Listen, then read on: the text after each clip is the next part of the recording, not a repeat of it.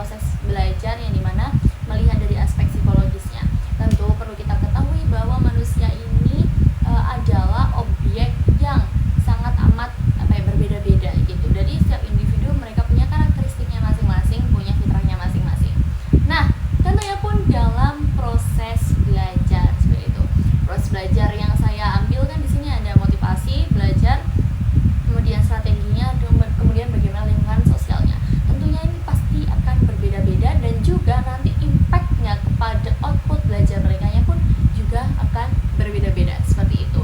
Nah, dari ketiga-tiganya ini, dari motivasi, strategi dan juga lingkungan, ini pastinya akan berpengaruh terhadap proses belajar karena dari faktor internal ya. Kalau dari motivasi itu dari internal, kemudian eksternalnya adalah dari lingkungan. Itu tentunya sangat berpengaruh. Apabila satunya baik, kemudian satunya ada yang miss gitu ya, misal kurangnya support gitu, itu masih akan tentu kurang optimal seperti itu.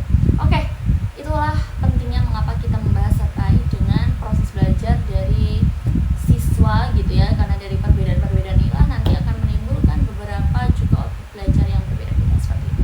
Oke, metode penelitian yang saya gunakan adalah kualitatif, yang dimana saya mewawancarai 4 informan, di antaranya adalah 3 dari kelas 3 SMA dan juga yang 1 dari kelas 2 SMP. Nah, di sini saya melaksanakan ada yang online dan juga ada yang offline seperti itu. Oke, langsung saja kita langsung ke hasil dan pembahasannya. Kira-kira di latar belakang tadi apakah benar seperti itu sesuai dengan teori yang sudah saya jabarkan tadi? Betul sekali teman-teman, bahwa terdapat gitu ya perbedaan yang signifikan di antara keempat informan tersebut terkait dengan proses pembelajaran yang mereka hadapi. Nah, yang pertama kita akan membahas terkait dengan motivasi belajar. Di sini ada 4 informan ya, dan saya langsung akan sebutkan aja. Di sini tingkat motivasi belajarnya pun beda-beda, tapi cukup ya samalah, mereka tinggi gitu dan juga sedang. Nah, faktor pendukung dari internal motivasi mereka ada karena cita-cita, kemudian keinginan untuk mendapatkan nilai bagus, dukungan guru, kemudian dukungan dari diri sendiri.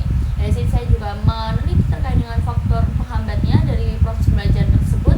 Di sini terdapat ada malas, karena bosan, cepat lelah gitu, dan juga distraksi handphone, distraksi gadget lainnya gitu.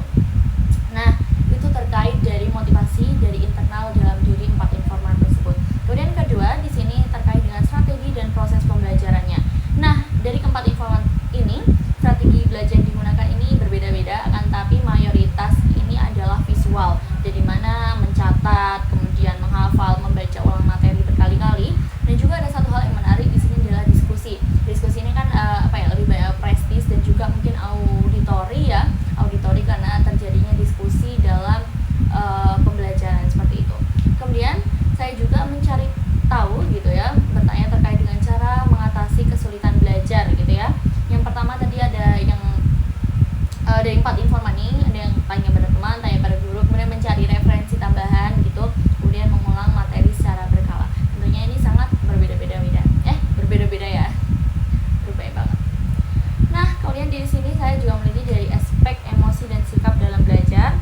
Nah, di sini dari 4 informan ini, 2 ini saya menilai ini positif dan juga ada yang negatif. Maksud negatif ini kayak sebenarnya aku ini katanya tuh kayak gini, sebenarnya aku tuh cepat mudah bosan gitu sama belajar, mudah ke distract gitu, kemudian cemas gitu bila tidak bisa gitu.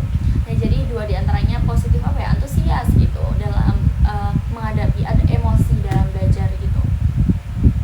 Nah, 2 diantaranya tadi ya pesimis gitu ya, misal ada tantangan dalam belajar gitu, aduh kok susah gimana ini gitu, aduh aku udah bosan, jadi aku yaudah gitu. Kemudian terakhir dari lingkungan sosial. Nah, di sini saya meneliti terkait dengan beberapa dukungan terdekat.